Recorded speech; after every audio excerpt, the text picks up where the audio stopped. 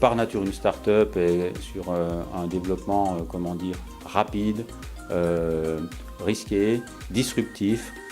Les principales difficultés au démarrage ont été, je pense, faire accepter aux personnes entre guillemets plus âgées que quand on a 20 ans, on peut quand même créer une entreprise et que ce n'est pas parce qu'on a 20 ans qu'on va lâcher. Mais la principale difficulté, c'est quand on propose un produit qui va être en rupture par rapport à l'innovation, ça va être de pouvoir le placer sur le marché et être sûr que ce produit va plaire. L'autre difficulté, c'est la mise en relation avec des groupes industriels de plus grosse importance, ou des PME ou des gros groupes internationaux.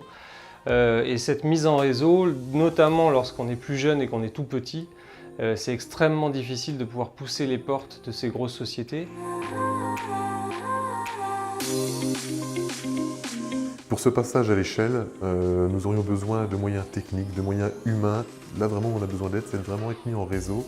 Un des axes à travailler au sein de l'écosystème et qui est déjà, je pense, amorcé, c'est cette mise en relation entre des toutes petites structures et des PME de niveau national ou international. Pour la deuxième année, il faut que nous réfléchissions à la façon de connecter encore davantage notre tissu de PME industriel aux startups présentes dans le village ou hors village.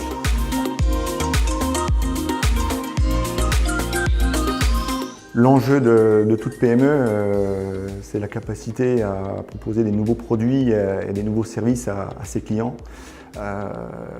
ensuite pouvoir les mettre rapidement sur le marché. Et pour cela, ça nécessite en permanence d'être innovant, d'être agile.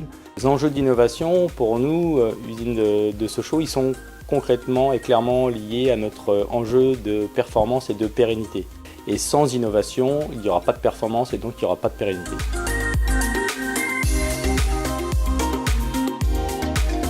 Ouvrir sur une partie du monde auquel notre activité courante, quotidienne, ne nous amène pas spontanément. C'est d'avoir une ouverture donc, sur des concepts nouveaux qui pourraient venir, ici ou là, compléter utilement nos activités dans les prochaines années.